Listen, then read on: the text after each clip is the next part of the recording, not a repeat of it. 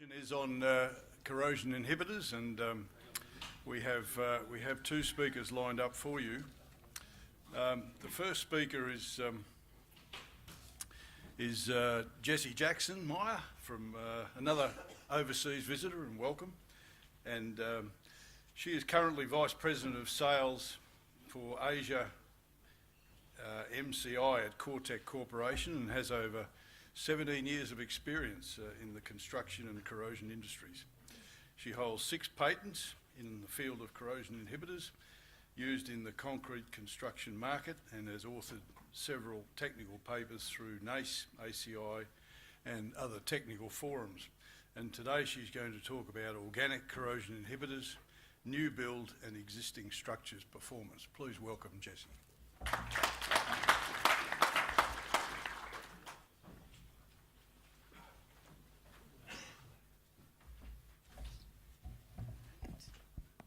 Good afternoon. Thank you to Warren and to the committee for inviting me. It's a pleasure to be here with all of you. Hopefully you'll find the session interesting and not too tiring after just finishing your lunch.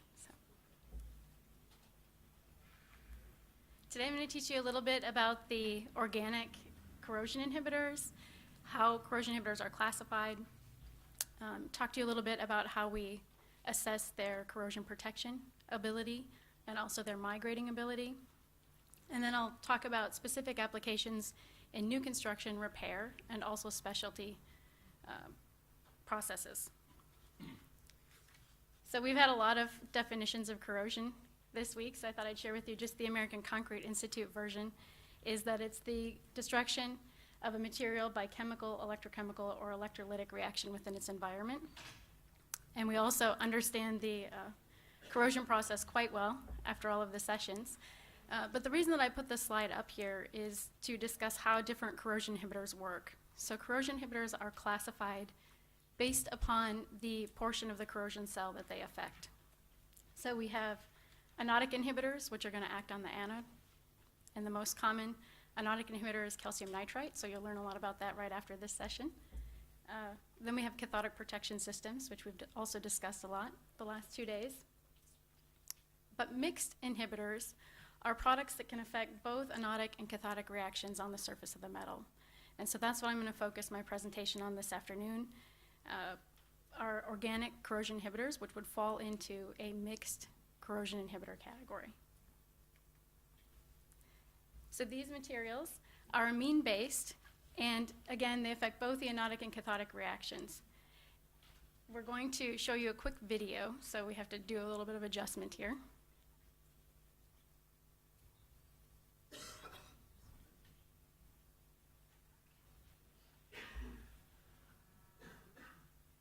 This is a time-lapse video of steel wool in tap water. And this particular container is plain tap water. This particular container has 20 drops of an organic corrosion inhibitor technology added into that tap water. And it was about a 2-week time lapse. What you notice is that steel wool in tap water begins to rust very, very quickly. It would start rusting in the few minutes that I'm talking to you today. What you'll also notice is that the steel wool in tap water over here is not rusting at any point during the 2 weeks. And it's because the organic corrosion inhibitor, while not visible to the naked eye, is forming a molecular film on the metal surfaces inside here, and it's attracted to all of the metal surfaces. Many of these materials have what we refer to as a vapor phase, which means they don't just work in a liquid phase, but they have the ability at ambient temperatures to also move as a gas. And so what you'll notice here is that the steel wool is protected in the solution, at the interface, and also in the airspace above. Even though during the course of this test condensation is forming inside the bottle, that metal is still protected. So I think we can stop it.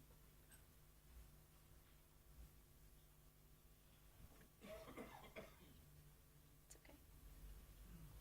It's a long time lapse, so we'll just.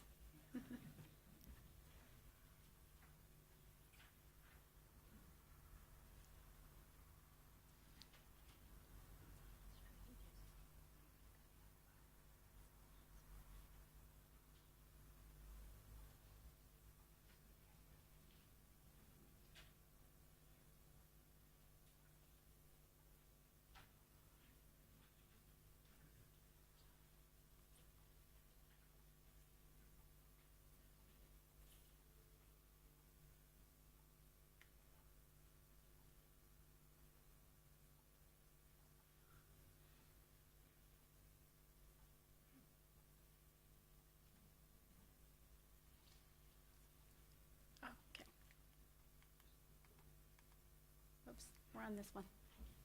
There we go. It's not, it's,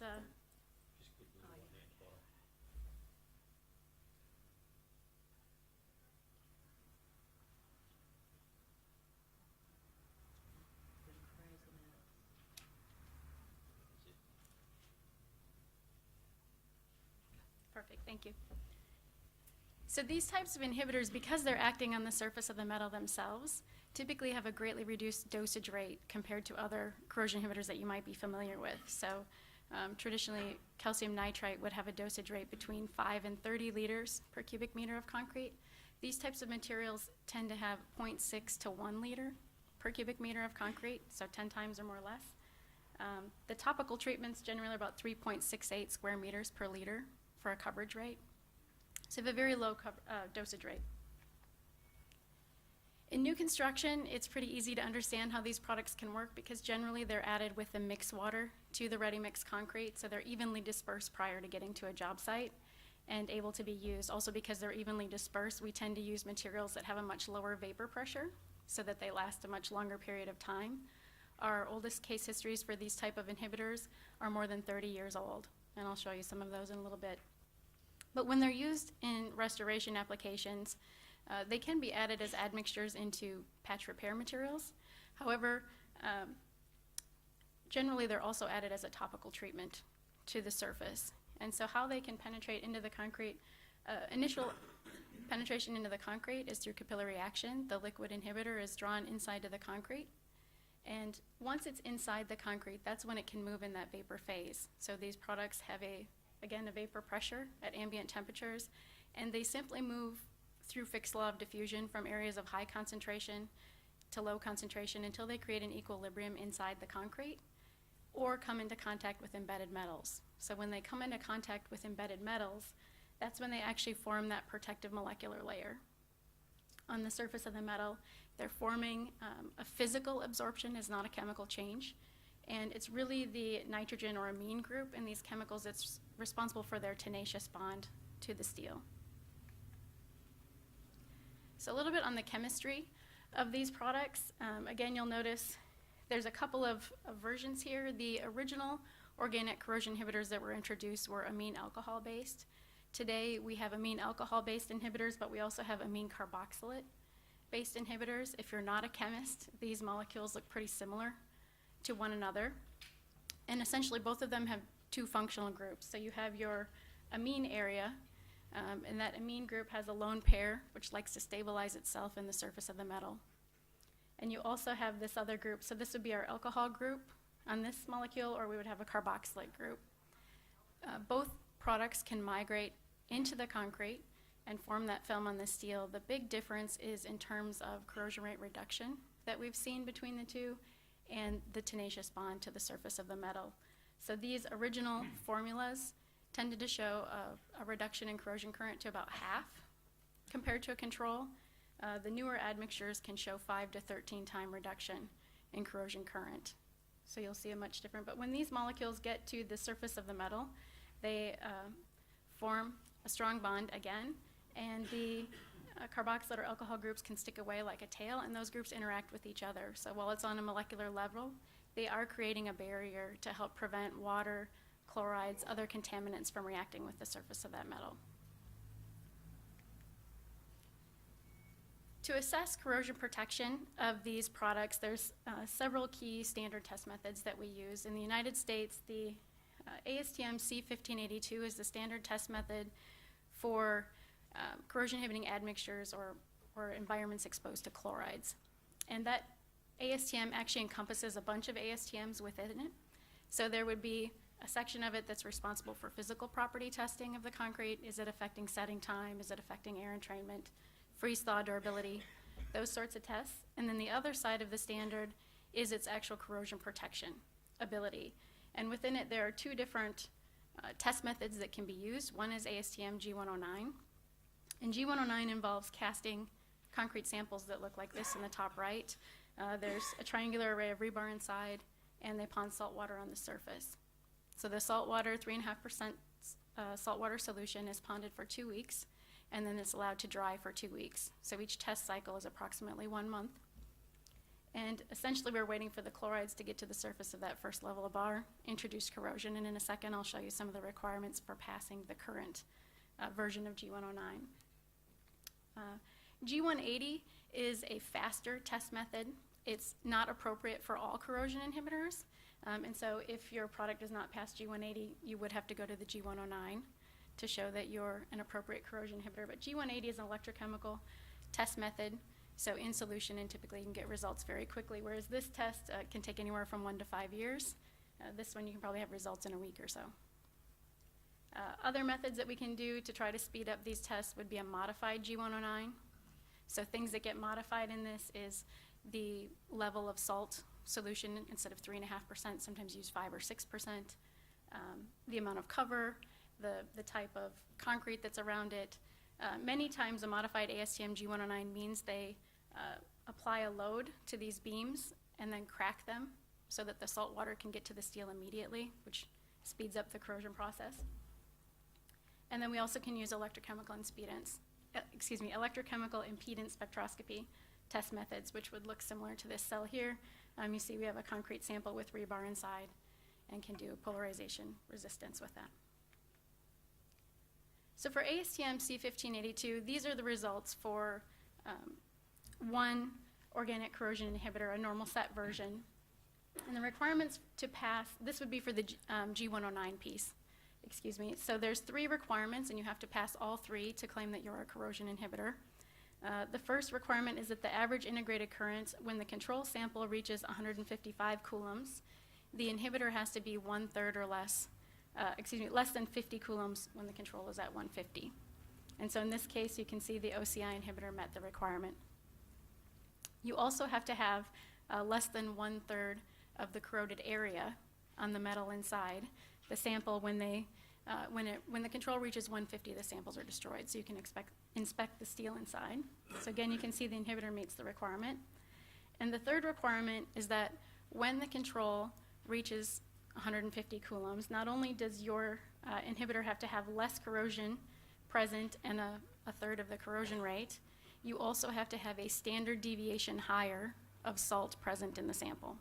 So you have to have more salt present in your sample. So you have to exceed what is considered the critical control chloride threshold. And the reason for this is to keep out products that are simply preventing chlorides from getting into the concrete. So they want to show that the inhibitor is actually protecting at the same or higher levels of chloride. I threw this test in here. It is to an old version of the ASTM G109 testing, but I find it interesting because in this case, the samples were carried out for a much longer period of time. And so the current version of G109, the samples are destroyed when the control reaches 150 coulombs. But in this case, they were able to be carried out over a period of time, and it shows the effect of these types of inhibitors. So what you'll notice here is that the control sample entered active corrosion about the 9th test cycle, and that corrosion continued at a very high rate until about the 54th cycle, when the samples were so cracked you could no longer pond salt solution on the surface. So at that same time, you can see the organic corrosion inhibitor, in this case it was a powder admixture dosed at 0.6 kilograms per cubic meter, didn't initiate corrosion until about the 18th cycle. So it doubled the time to corrosion initiation. But what you'll also notice is that once corrosion starts, they have a dramatic effect on the corrosion rate. So the corrosion rate in this case was about 13 times slower than the control. So it has a twofold, these types of inhibitors have a twofold effect on the corrosion process. They will increase your chloride threshold, but they'll also reduce corrosion rates once they start. This would be for one of those modified ASTM G109 tests. In this case, it was referred to as a cracked beam test. They set up those same types of concrete samples, but cracked them ahead of time. And this particular test was done for one of our Department of Transportations that already had 2 other types of corrosion inhibitors on their approved products list. So on the approved products list, there was a calcium nitride inhibitor at 20 liters per cubic meter, and there was an amine ester type product dosed at 5 liters per cubic meter that were already approved as corrosion inhibitors. In this case, the test cycles were only 1 week, and the salt solution that they used was 6%. And so they had 4 days ponding, 3 days drying. So it was a much shorter test. You can see it was about 20 weeks. And what you'll notice is that the two approved products did reduce corrosion currents about 25%, and the organic corrosion inhibitor actually reduced corrosion currents about 80%. So it was demonstrating their ability to work very effectively in a cracked situation. For topical treatments, this is the first protocol of its kind because there really hasn't been a lot of standardization between test methods for topical treatments. So I think Neil mentioned this test method yesterday. The same test method can also be used to evaluate galvanic anodes, but it's a different test configuration. So for topically applied corrosion inhibitors, you get slabs that are roughly 101 centimeters by 101 centimeters in dimension and about 14 centimeters thick with 2.5 centimeters of cover. And you're ponding a 5% salt solution on these samples until they enter active corrosion. So there's no inhibitor treatment put on these samples until they're in active corrosion. What is measured is macrocell current between the welded wire mesh that's in the samples and the bars above. And there's two methods which can be done before your repair material is applied. So the first is you would wait until these samples pass 5,000 coulombs of charge and then apply your topical treatment. The second is that you can wait until these samples reach 10,000 coulombs in charge. And the reason that you would wait until the samples have a higher level of corrosion is to either demonstrate that your product works independently of chloride level or to demonstrate that your product works at a higher chloride threshold. So the results that I'm going to show you next were all done in samples that were treated at greater than 10,000 coulombs charge passed. So these were the average chloride values for the samples when they were treated. So we had a control sample and we had 3 different organic corrosion inhibitors that were tested to this test method. And what you can see here is that the average chloride level at repair and end of treatment, and then the standard deviation for each. And the 3 treatments that were put here weren't just an organic corrosion inhibitor, they were combined with a silane water repellent as well. And so what you can see is that at repair and end of repair, there was very little increase in the chloride concentration in the treated samples. So greater than 95% confidence level that these 3 materials reduced the amount of chloride ingress after treatment. And I apologize, I noticed at the end that this slide has wrong labels on it. So the ones that say repair should say average, and the ones that say end should say standard deviation. So if you need to make a correction on your notes. But what you can see here is the crack area and length by treatment. And so the control had a much higher length in its cracks and in total area versus the treated materials. So again, a greater than 95% confidence level that these products reduced the propagation of cracks and the total area that was seen. And then this final graph shows the average integrated current over time after treatment. So time 0 was the time when the inhibitors were actually applied. And what you see is that the control sample very quickly achieves a high level of corrosion again, and what you'll notice with the 3 test samples is that they have a very low level of corrosion current passed after treatment. So this, unfortunately, there's 2 slides of the same, so we'll skip this one. This is a modified G109 that was done on a topical organic corrosion inhibitor. In this case, they did the modified G109, but they also did testing at a different point to test for the presence of the amine on the surface of the metal and showed that it actually penetrated from the top of the concrete to the depth of the reinforcing steel. So it involved 2 tests. The corrosion test was a 1,500-day test and involved 200 wet-dry cycles with 3.5% salt water. In this case, the samples were left submersed. And while they were treated, we tested both low and high density concretes and showed no signs of corrosion at the end of testing for the treated samples, while the control had a significant amount. The second test that was done was XPS and SEM type testing, and these tests were able to confirm that the organic corrosion inhibitor penetrated to the depth of the reinforcing steel in less than 150 days.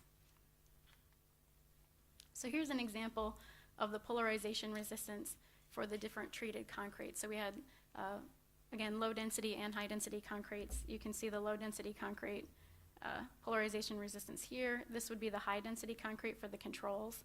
And all of the treated samples had much higher polarization resistance throughout the testing, throughout the 1,500 days of tests.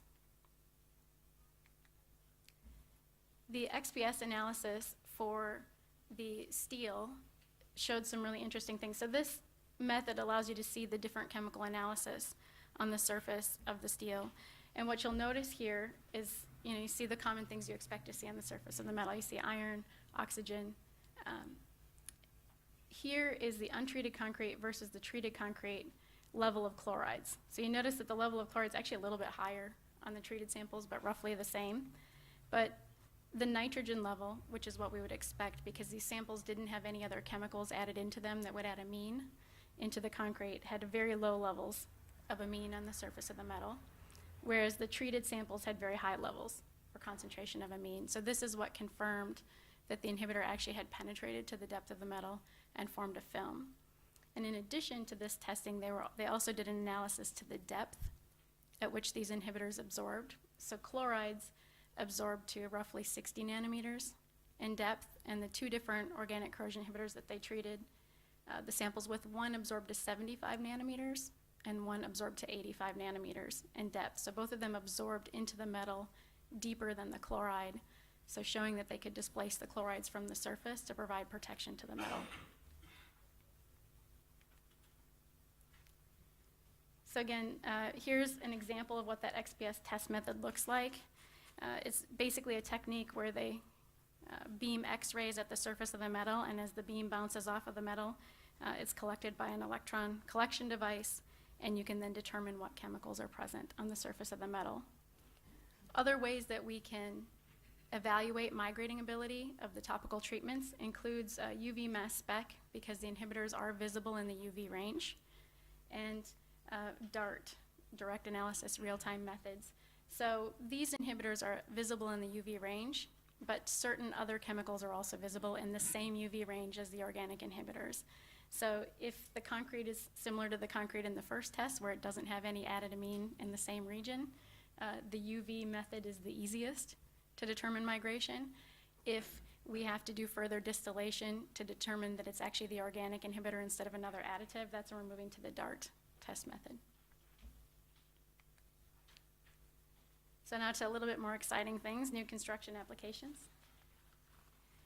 In new construction, advantages of the organic corrosion inhibitors, again, are their easy storage and dosage rates, so they can be added at a ready mix plant.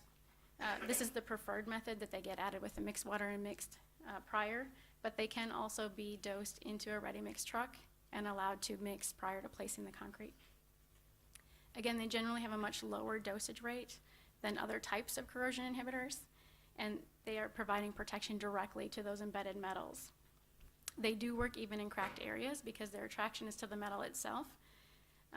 And so as they get lost on the surface, if there was a crack, excess inhibitor in the concrete can move towards the area that's corroding and replenish itself on the surface. I've showed you already that they can meet the ASTM C1582 standard, which is the standard test method. But a key for admixtures is that they don't affect finished properties of the concrete. So generally these types of inhibitors, if anything, they'll delay setting time of the concrete. There are normal set versions, but there are also ones that are set retarders. They do not affect finished properties if you're using pozzolans like fly ash, silica fume, slag, etc., and they're not accelerating the mix. So they also do not increase any shrinkage in the mix when they're used, unlike some other inhibitors. So they can be used in conjunction with cathodic protection, and I don't have anything in this presentation, but there was a presentation given at NACE in March and the NACE Concrete Conference just last month that discussed the synergies between these types of inhibitors and cathodic protection, where certain types of them, not all of them, but certain types can actually reduce the current required by the CP. And so the studies generated originally as a result of tank bottom protection, where there was imperfect protection from CP, but has moved into concrete as well. So you can look up those papers if you're interested. And the final thing is these types of inhibitors generally are very environmentally friendly. So the latest generation of them are actually derived from corn, so from a bio-based perspective, a renewable resource, and they are certified to meet the ANSI or NSF standard 61, which means they could be used in structures that hold drinking water. This is the oldest case history that we have published on organic corrosion inhibitors. It's more than 30 years old, and it is the Randolph Avenue Bridge in St. Paul, Minnesota.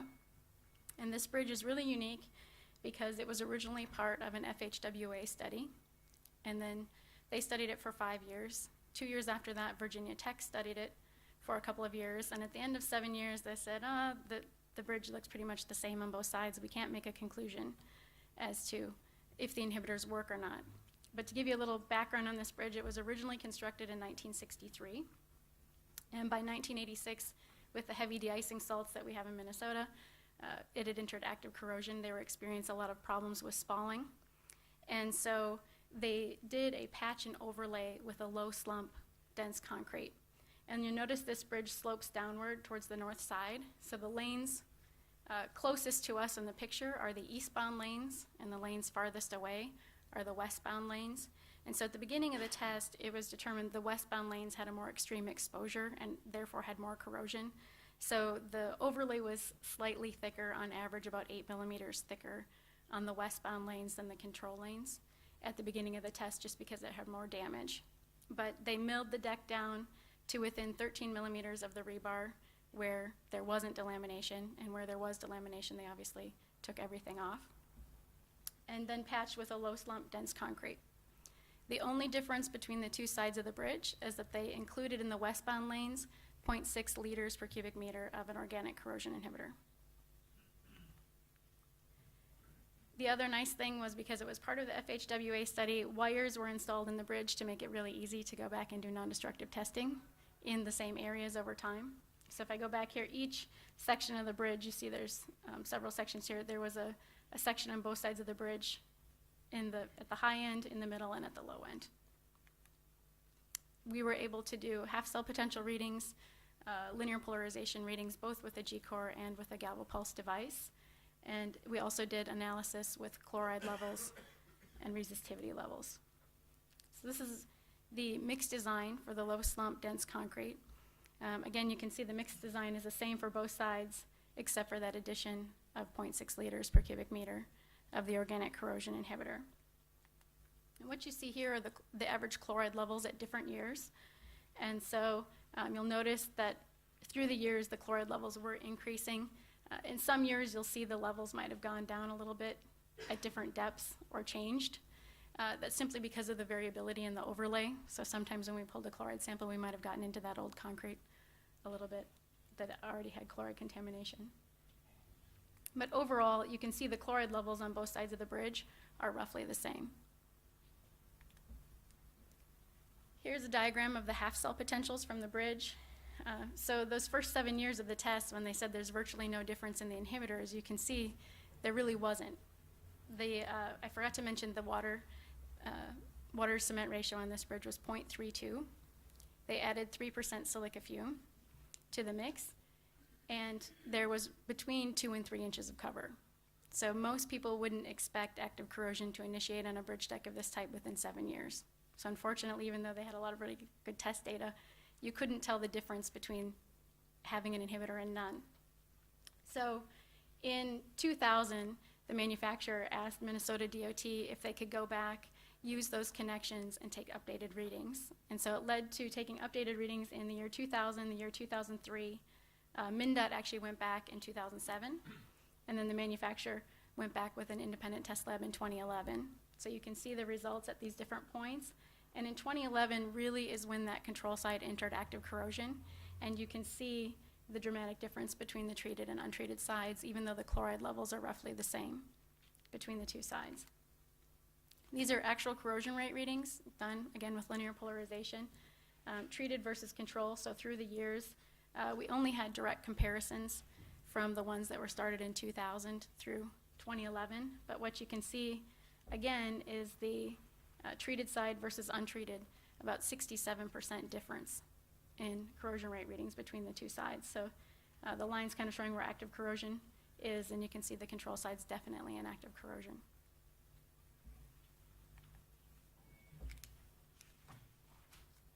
Here's a new construction application with Princess Towers in Dubai. It's a 101-story building, actually has 107 floors with 6 basement levels, 1 ground floor, and then 100 above.